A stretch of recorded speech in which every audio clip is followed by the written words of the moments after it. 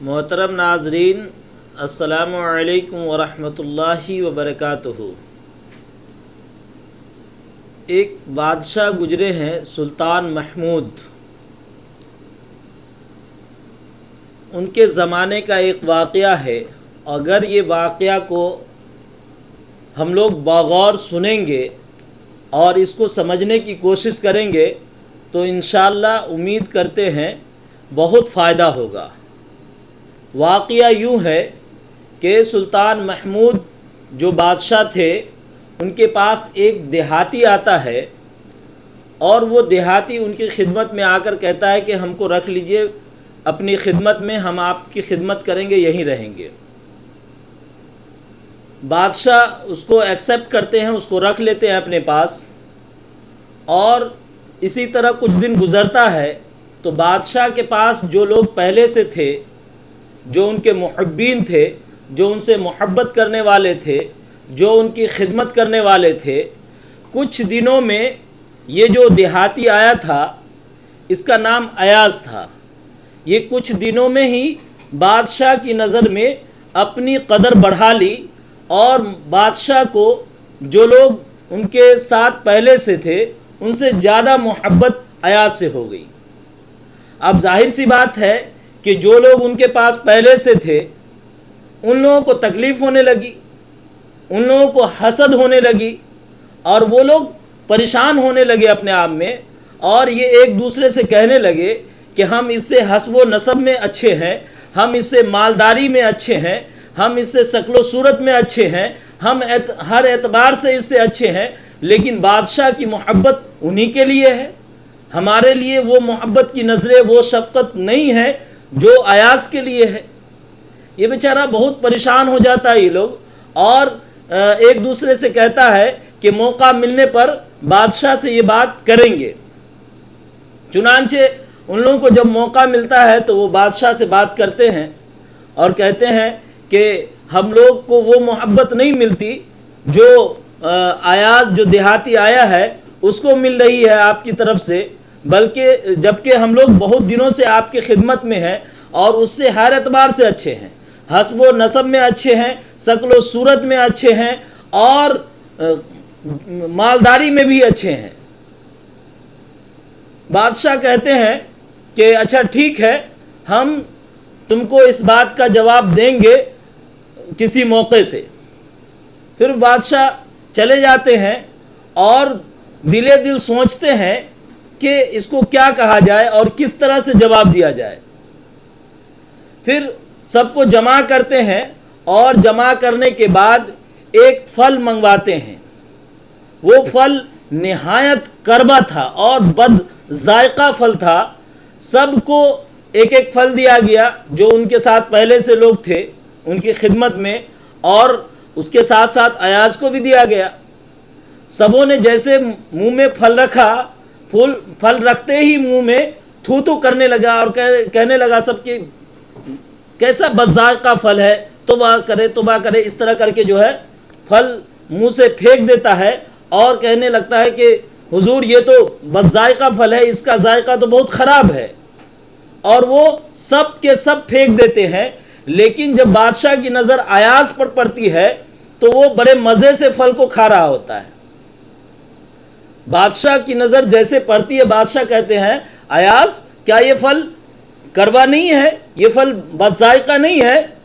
تو وہ ایاز کہنے لگتا ہے کہ حضور یہ پھل بد ذائقہ تو ہے، کروا تو ہے، لیکن میرے دل میں یہ بات آئی اور میں نے یہ سوچا کہ جو بادشاہ اتنی آسائش، اتنا آرام اور اتنا اچھا کھانا دے رہا ہے، زندگی بھر تو اچھے کھانے کھائے ہیں اور اچھے پھل کھائے ہیں، آج اگر یہ بد ذائقہ پھل مل گیا ہے تو ہم اس کو کیسے انکار کر سکتے ہیں، ہم اس کو کیسے پھینک سکتے ہیں، ہم اس سے کیسے اپنے آپ کو جی چرا سکتے ہیں۔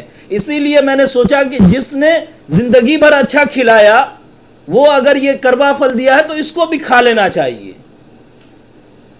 سوچنے کا مقام ہے یہاں پر، ہم سب کو اس واقعے سے سبق لینا ہے کہ یہی جو ایاز کا جواب تھا ہم سب کا اور کل مومنین کا یہ جواب ہونا چاہیے کہ اللہ تعالیٰ کی طرف سے اتنی آسائش، اتنا آرام، اتنا سہولت اور اتنی نعمتیں اللہ تعالیٰ نے ہم سب کو دی ہے، ہر اعتبار سے سہولت دی ہے۔ اس کے بعد اگر کبھی کوئی پریشانی آ جاتی ہے، کبھی کوئی تکلیف آ جاتی ہے تو ہم لوگ شور مچانے لگتے ہیں، شکایت کرنے لگتے ہیں، لان تان کرنے لگتے ہیں کہ اللہ کو ہم ہی مل گئے، ہم ہی کو پریشانی دینا تھا، ہم ہی کو تکلیف میں ڈالنا تھا۔ اس طرح کے کلمات منہ سے نکالنا شروع کر دیتے ہیں۔ ایک بندے کا ایک بندے سے ایسی محبت ہے کہ اس کی محبت میں اور اس کی خدمت اور فرما برداری میں کربا پھل بڑی آسانی سے کھا لے رہا ہے۔ آج ہم سب کو چاہیے کہ اللہ کی طرف سے اگر کوئی آزمائش آتی ہے، اگر کوئی پریشانی آتی ہے تو صبر کرنا چاہیے، اس پر اللہ سے مانگنا چاہیے، نہ کہ اللہ سے شکایت کرنی چاہیے، لوگوں سے شکایت کرنی چاہیے کہ ہم ہی کو پریشانی میں ڈالنا تھا۔ دوسرا واقعہ نقل کرتے ہیں کہ پھر بادشاہ جو ہے سوچتے ہیں کہ نہیں، کچھ اور کیا جائے ان لوگوں کے ساتھ، کوئی اور امتحان کی چیزیں کی جائے، تاکہ جو لوگ اعتراض کر رہا تھا، جو اس ایاز پر اعتراض کر رہا تھا کہ بادشاہ اس کو کیوں محبت کی نظر سے دیکھتے ہیں، ہم لوگوں سے زیادہ محبت کیوں دیتے ہیں۔ پھر بادشاہ کو ایک دن یہ بات سوچی اور وہ سب کو جمع کر کے یہ اعلان کیا کہ آج ہم تم سب کے عقل کا امتحان لیں گے، آج تم سب کے عقل کا امتحان لینا ہے، ہم کو شام میں سب کو جمع ہونا ہے۔ پھر سب کو شام میں جمع کیا جاتا ہے اور بادشاہ سب کے ہاتھ میں ایک خوبصورت اور بڑے قسم کا ہیرا دیتے ہیں، اور جیسے ہیرا سب کے ہاتھ میں دیا جاتا ہے اور اس کے ہاتھ ہیرا کے ساتھ ساتھ ایک ہتھوڑی بھی دیا جاتا ہے، اور کہا جاتا ہے کہ اس ہیرے کو ہتھوڑی سے توڑنا ہے۔ تو جو لوگ پہلے سے ان کی خدمت میں تھے، جو لوگ ایاز پہ اعتراض کر رہے تھے، سب سے پہلے انہی لوگوں سے شروع کیا جاتا ہے۔ تو ان لوگوں کو جیسے دیا جاتا ہے تو وہ دیکھتے ہیں، ارے اتنا خوبصورت ہیرا ہے، اتنے کیرٹ کا ہیرا ہے، اتنا قیمتی ہیرا ہے، اس کو توڑنے والا آدمی بے وقوف ہی ہوگا، نہ عقل ہی ہوگا، جاہل گمار ہوگا جو اس کو توڑے گا۔ اور وہ اس طرح کی باتیں بادشاہ کے سامنے کہتے ہوئے آگے بڑھ گیا، اور جب بادشاہ کو یہ بات کہا تو بادشاہ مسکرائے اور کہے کہ ہاں ٹھیک ہے۔ پھر دوسرے کو دیا گیا، تیسرے کو دیا گیا، چوتھے، سب یہی لوجک دیا اور یہی بات کہا کہ اس کو توڑنا تو بے وقوفی ہے۔ پھر جب ایاز کے پاس گیا تو ایاز اس ہیرے کو لیا اور ہتھوڑی سے توڑ دیا۔ اب جیسے یہ ہتھوڑی سے توڑا ہے، جو لوگ اعتراض کرنے والے تھے ان لوگوں کی تو سمجھیے کہ لاٹری لگ گئی۔ اب وہ بہت خوش، بہت اطمینان اور پرسکون کہ آج تو بادشاہ اس کو دربار سے نکال دے گا، آج ذلیل کر کے دھکے مار کے دربار سے نکال دے گا۔ کتنا بے عقل ہے، اس کی جہالت اس سے پتہ چلتی ہے کہ اتنے بیش قیمتی ہیرے کو توڑ دیا۔ جب بادشاہ کی نظر پڑتی ہے اور وہ دیکھتے ہیں کہ ہیرے کو توڑ دیا ایاز، تو بادشاہ کہتے ہیں کہ ایاز تم نے ہیرے کو توڑ دیا، اتنا قیمتی ہیرا کو۔ تو پھر ایاز کہتا ہے کہ بادشاہ سلامت، میرے دل میں یہ بات آئی اور میں نے یہ سوچا کہ ہمارے پاس دو آپشن ہیں، میرے پاس دو آپشن ہیں، ایک تو یہ کہ آپ کا حکم مانوں اور اس کو توڑ دوں، دوسرا یہ کہ آپ کے حکم کو توڑ دوں اور اس کو نہ توڑوں۔ تو میرا دل یہ گواہی دیا کہ بادشاہ کے حکم کی تعمیل کی جائے اور اس کے حکم کو مانتے ہوئے اس کو توڑ دینا چاہیے، کیونکہ آپ کے حکم کی جو حیثیت ہمارے پاس ہے، اس کی جو قیمت ہے میری نظر میں، اس ہیرے سے سینکڑوں ہیرے سے زیادہ بڑھ کر کے آپ کے حکم کی قیمت ہماری نظر میں ہے، اس کی حیثیت ہمارے نظر میں ہے، لہٰذا اس لیے ہم نے اس کو توڑ دیا۔ اب ظاہر سی بات ہے کہ یہ لوگ پریشان ہو گئے یہ جواب سن کر کے۔ اس واقعے سے بھی ہم لوگوں کو کیا سمجھ میں آتا ہے کہ اللہ تعالیٰ نے ہمیں زندگی دی، اچھا رزق دیا، ہاتھ پاؤں سلامت ہیں ہمارے، آنکھ کان سلامت ہے ہماری، ہر چیز دیا۔ اس کے بعد اللہ جب اپنے مؤذن سے مسجد سے بلاوا بھیجتے ہیں لوگوں کو، جب مؤذن مسجد سے آزان دیتا ہے اور جب بلاتا ہے کہ آؤ کامیابی کی طرف، آؤ نماز کی طرف، تو کیا ہم اللہ کے حکم پر لبیک کہتے ہوئے مسجد کی طرف دوڑتے ہیں؟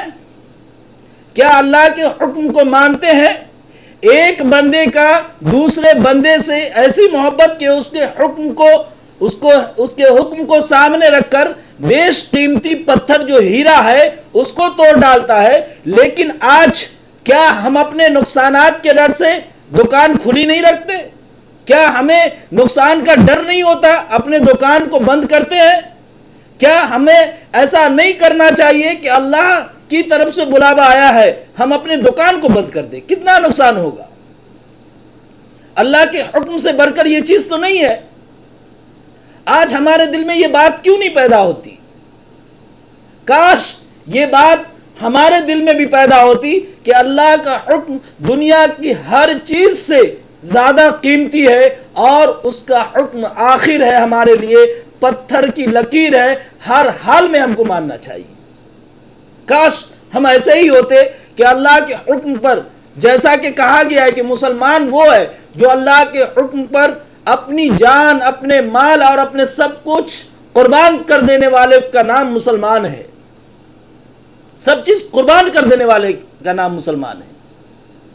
آج ہم کو اور پوری امت مسلمہ کو اپنے اندر جھانک کر دیکھنے کی ضرورت ہے کہ ہم کیسے مسلمان ہیں، ہم اللہ کے حکم کی تعمیل کرنے کے لیے کتنی قربانیاں دیتے ہیں۔ پھر آگے ایک اور، جب یہ لوگ دیکھا کہ ہر اعتبار سے یہ بادشاہ کی نظر میں تو اٹھتا ہی چلا جا رہا ہے، بادشاہ کا تو دل جیتتا ہوا ہی چلا جا رہا ہے، اور بادشاہ کی نظروں میں یہ اپنی قدر و قیمت اور بڑھا لیا ہے، تو یہ لوگ ایک اور چال چلتا ہے کہ اس کو ذلیل و رسوا کر کے کسی طرح یہاں سے نکالا جائے۔ اور یہ حسد اتنا بڑھ جاتا ہے کہ یہ لوگ پھر جاتا ہے بادشاہ کے یہاں اور کہتا ہے کہ وہ جو آپ کا چہیتا ایاز ہے، جس سے آپ بہت محبت کرتے ہیں، جس کے اوپر آپ بہت اعتبار کرتے ہیں، یقین کرتے ہیں، وہ بہت بڑا چور ہے۔ اس کے پاس ایک پیٹی ہے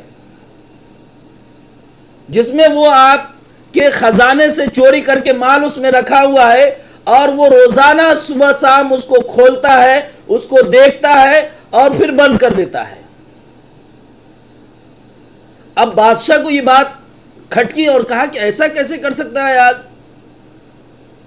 پھر بادشاہ نے فوراً ایاز کو بلوایا اور کہا کہ تمہارے پاس ایک پیٹی ہے؟ ایاز جواب دیتا ہے جی ہاں۔ پھر وہ کہا جاتا تم اس کو روزانہ کھولتے ہو، صبح شام دیکھتے ہو؟ کہا جی ہاں۔ پھر اس میں تم تالا چابی لگاتے ہو؟ جی ہاں۔ بادشاہ کہتا ہے کہ چابی لاؤ۔ پھر ایاز چابی دے دیتا ہے۔ جیسے چابی دیتا ہے ایاز، یہ لوگ جو اعتراض کرنے والے تھے، یہ لوگ تو من من بہت خوش ہو جاتے ہیں کہ آج تو پکا، آج تو اس کو کوئی نہیں روک سکتا یہاں سے ذلیل و خوار ہو کر بھگانے سے۔ آج تو بادشاہ خود اپنے ہاتھ سے اس کو ذلیل و رسوا کر کے دربار سے بھگا دے گا۔ بہت خوش، اور ایاز بہت اطمینان سکون سے کھڑا ہوا ہے۔ پھر بادشاہ ایک آدمی کو بھیجتا ہے کہ جا کر کے دیکھو اس میں کیا ہے اور پورا سامان لے کر کے آؤ۔ وہ جاتا ہے، پیٹی کو کھولتا ہے، اس میں سے جتنے سارے سامان ہوتے ہیں سب لا کر کے بادشاہ کے سامنے رکھ دیتے ہیں۔ جب وہ سامان بادشاہ کے سامنے رکھا جاتا ہے تو وہ کیا ہوتا ہے؟ وہ لباس جو پہن کر کے پہلی مرتبہ بادشاہ کی آیا تھا، اور وہ چپل، کرتا پاجامہ اور چپل یہی اس میں رکھا ہوا تھا، اور اسی کو وہ روزانہ صبح شام دیکھتا تھا۔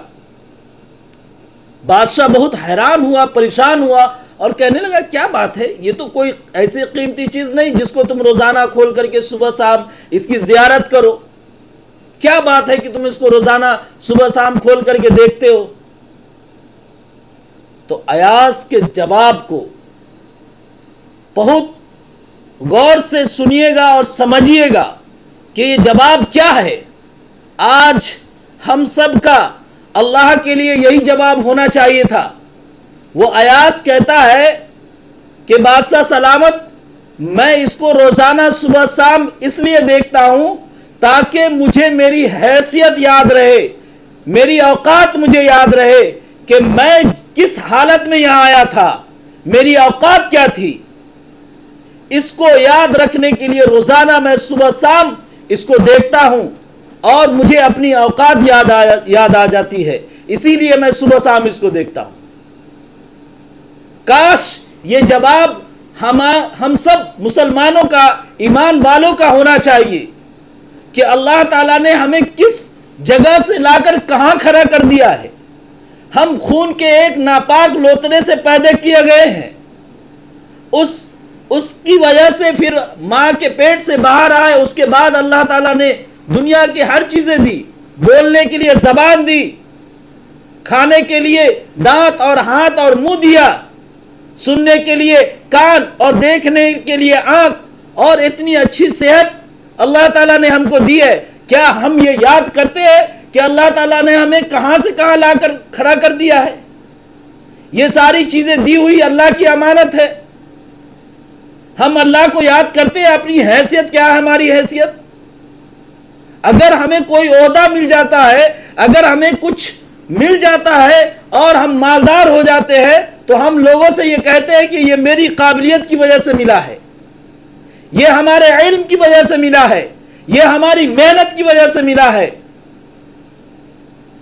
اس میں کسی اور کا کوئی دخل نہیں ہے۔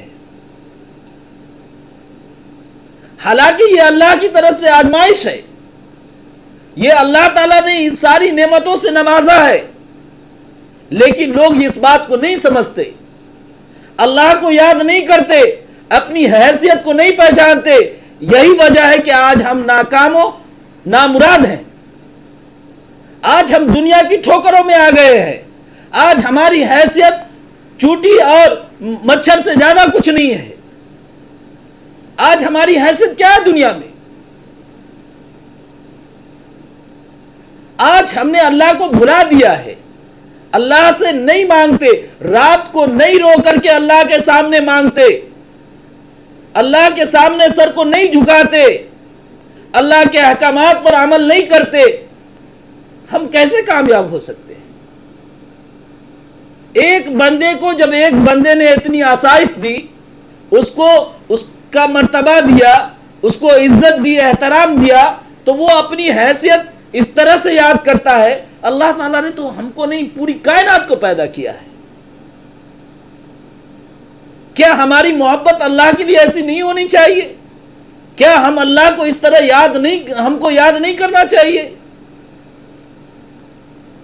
آج ہم سب کو اس بات پر، اس واقعے پر غور کرنے کی ضرورت ہے اور اس پر عمل کرنے کی ضرورت ہے کہ ہم اپنی زندگی کو سمجھے، اب اللہ سے محبت کیسی ہونی چاہیے، اور مسلمان کس کو کہا گیا ہے، ایمان والا کس کو کہا گیا ہے، اس کو سمجھنے کی ہم سب کو، پوری امت مسلمہ کو ضرورت ہے۔